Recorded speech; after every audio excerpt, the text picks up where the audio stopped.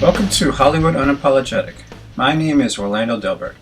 I wanted to speak a little bit about filmmaking essentials, set safety, keeping one hand on the rail to save yourself. But first,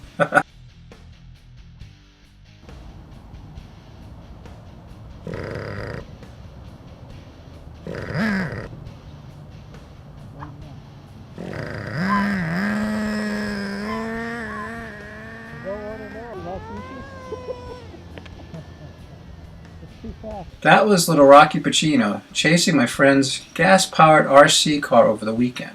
He's a fearless little pup, which in some ways is relative to today's show. I planned on doing an episode on set safety in a later episode, but today's events have prompted me to push this subject ahead of schedule. After attempting to do a stunt on a motorcycle around 8:20 this morning, a female stunt driver died on the set of Deadpool 2. The stunt woman crashed through the glass of the Shaw Tower's ground floor studio successfully 4 times while filming in Vancouver, Canada, but lost control of the bike on her 5th attempt. The Hollywood Unapologetic team sends our deepest condolences to the family and friends and everyone affected through this tragedy. I don't wish to take away or discount the loss of Vancouver, but this event happened after Tom Cruise hurt himself jumping from one building to another performing a stunt on the London set of Mission Impossible 6 over the weekend. Cruise leapt from scaffolding onto a building and came up slightly short. Although both events are not directly related to one another, they did happen while they were working on set, and that is the point of today's episode. As someone who has worked on television, film, and in theater productions for decades, I have been conditioned, or better said, us in the entertainment industry have been conditioned to work long hours. It has been and is pretty commonplace. Please don't mistake being conditioned for acceptance or anything other than having to do the work you're hired for when it is available. And that means we don't go home until the job is done. Not after 8 hours, not after 10, usually not after 12, and sometimes not for days at a time, with little if any sleep at all. And this could be for many months at a time. This is one of the few industries where you will work with a group of total strangers under stressful and sometimes even life-threatening conditions to create and deliver a product on time. Film and television production can be a dangerous business. Ultimately, disasters have plagued Hollywood sets since as early as the 1920s.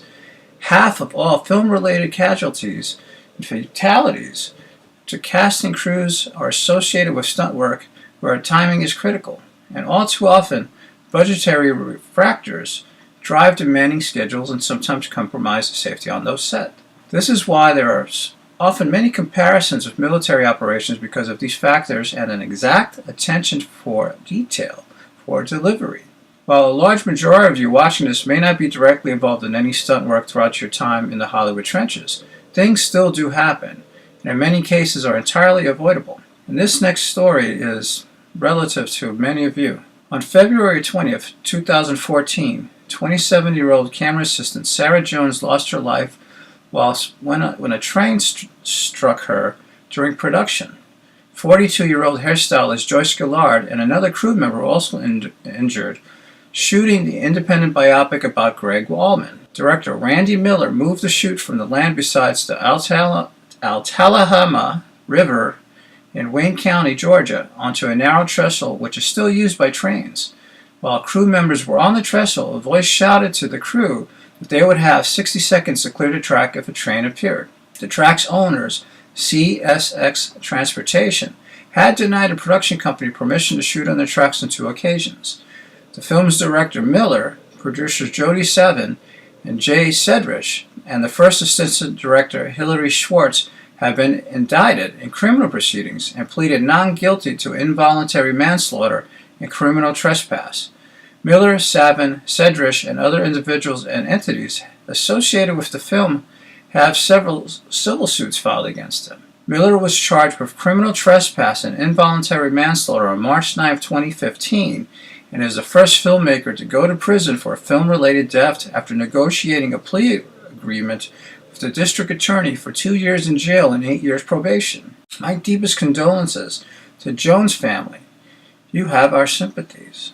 Although Jones, Gillard, and the stunt woman I mentioned earlier's stories are tragic, they are only of many that have taken place to create our art.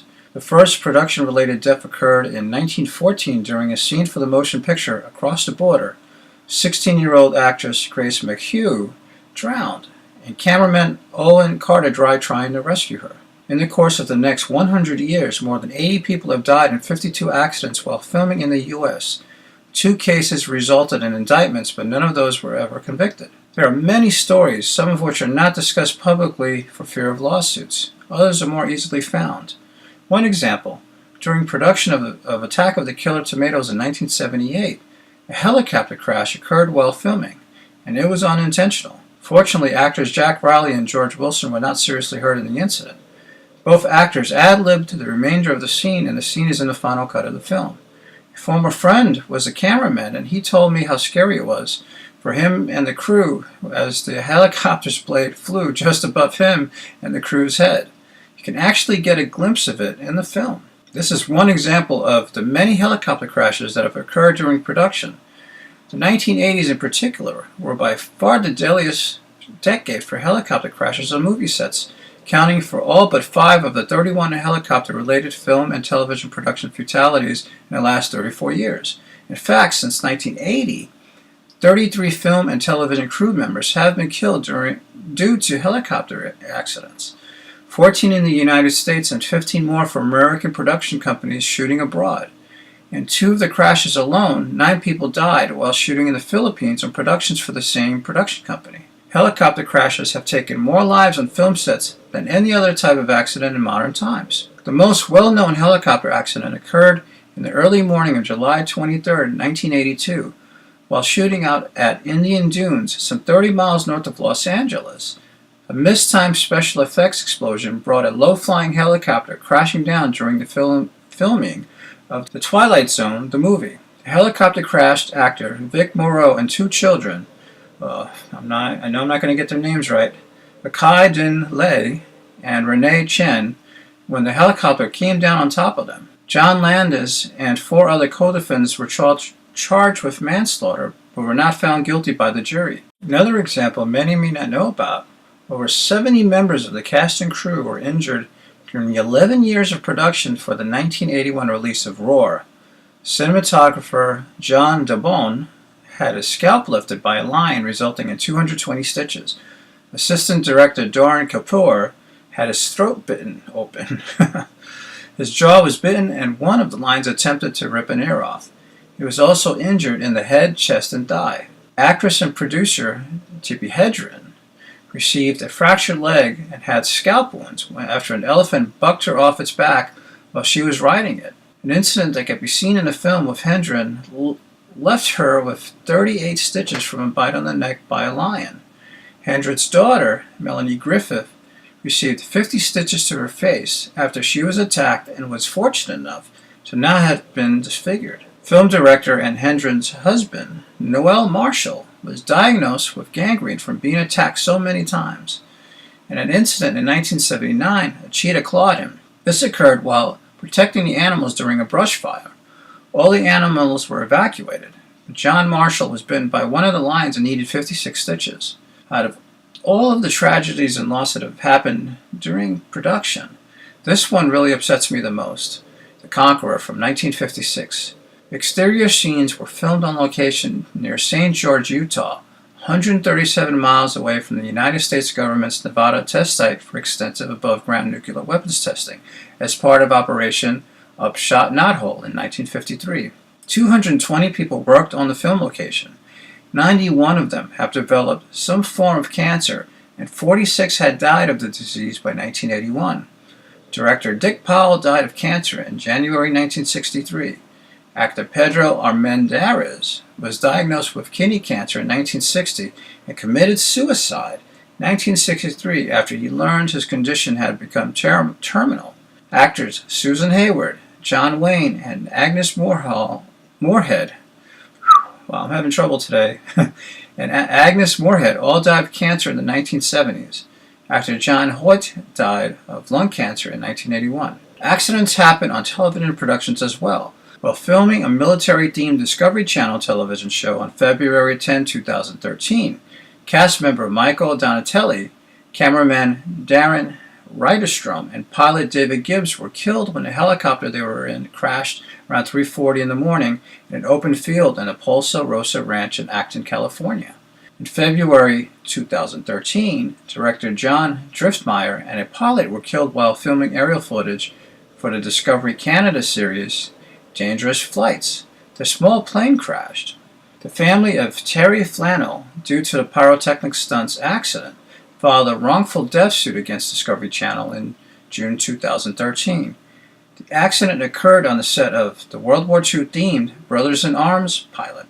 Producers of New York-based unscripted reality shows have since formed a nonprofit trade association in mid-2014, the Nonfiction Producers Association. With emphasis on promoting safe work conditions, their goal is to promote the growth of the reality and documentary television industry. There is a constant problem with working conditions and wages in all areas of reality programming. The hours are long, the turnarounds are short, and the pay is usually not very good. Working for some of the reality show production companies can be physically and mentally demanding, some of which have faced legal action and threats of labor code sanctions. I have worked on projects where designers and editors are placed in small rooms with no air conditioning or ventilation, with computers generating heat for over 12 hours at a time, for many months. A friend who is a picture cutter in the reality show circuit has told me stories of having an edit station placed in a closet for him to work in. Many others have told me similar situations, and often they have been described as sweatshop conditions. The point is, you have to ask yourself, is this job really worth the risk? I mean, I know tons of other stories that I've heard, and I've seen stuff firsthand where, your life really is at risk. The question that has arisen had to do with eager filmmakers and producers pushing safety boundaries to get a shot. There have been a few industry professionals that have spoken publicly about unsafe working conditions, but they keep the names of the productions and they keep people involved quiet because they don't want to be sued. I read one story of a second unit camera crew was driven over in a car stunt, leaving the crew with multiple broken bones and one crushed pelvis. The location manager fought with the film's director, first assistant director, and the unit production manager over the safety of the stunt prior to the event. You have to be vigilant. Always make a conscious decision on whether your workplace is a safety hazard or not. It is up to you. Make educated choices and act upon them. If something doesn't seem right, chances are they're not.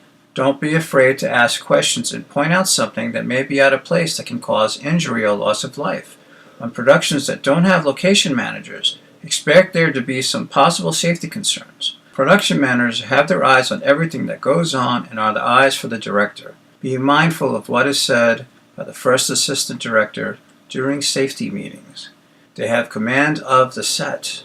Part of what they do is to tell you what the work conditions and point out specific locations to be mindful of. When issues are brought forward to a department head or your supervisor's attention, expect to be yelled at by different departments and getting some resistance. Unfortunately, on some production, if you are below the line, which a large majority of you watching this will be, little, if any, efforts to see you get proper care afterward if an injury does occur. And if your life is at jeopardy, get out when you can.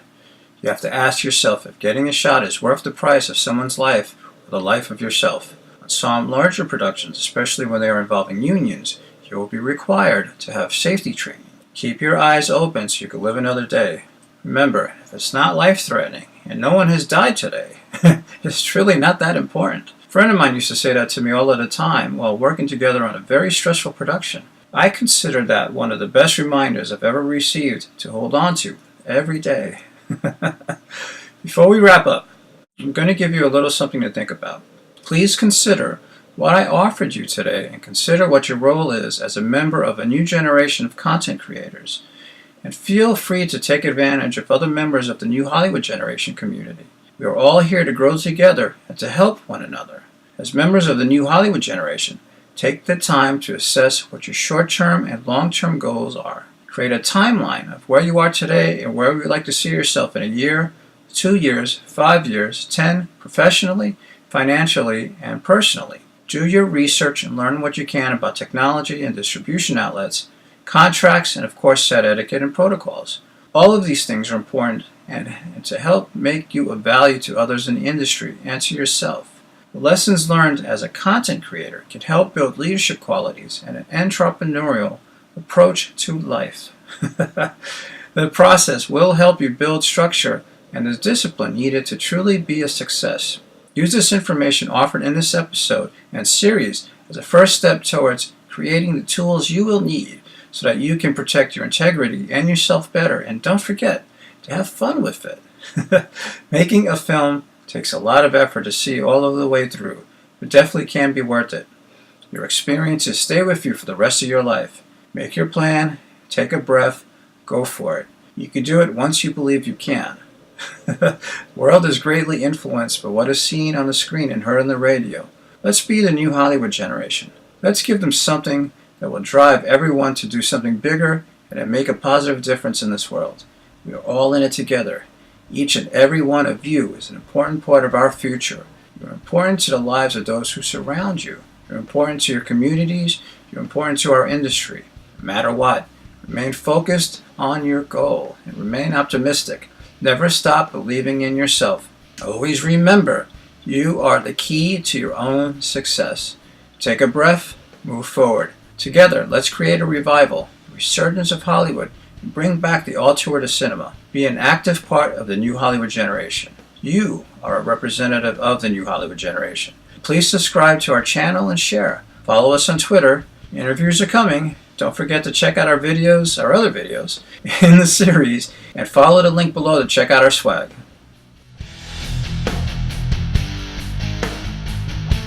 You are a representative of the new Hollywood generation. Join Hollywood Unapologetic in our quest to positively empower one another, to empower our industry as we speak openly to industry professionals about the true pursuit of our Hollywood dreams and in life. Hollywood Unapologetic is a continuation of the Pollyanna's tear-soaked battlefields of Hollywood, a survival guide against the cynicism and the hypocritical series of books designed to help you better prepare for success. It is now our time to strive to be a better version of ourselves and to be inclusive of one another. We, as a community, can grow together and be the change our industry needs. We can find unity together and be the change our future needs. We are the new Hollywood generation. Welcome to Hollywood Unapologetic.